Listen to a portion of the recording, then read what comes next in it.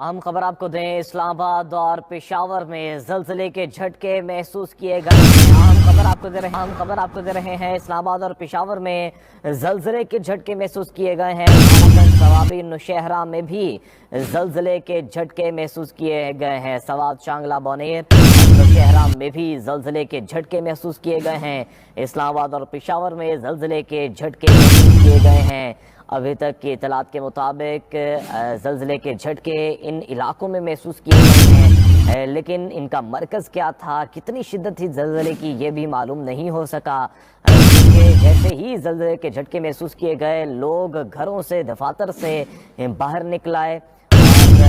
और आपको बताते चलें कि इस्लामाबाद और पेशावर में ज़लज़ले के झटके महसूस किए गए हैं। सवात शांगला में और नौशहरा में भी ज़लज़ले के झटके महसूस किए गए हैं।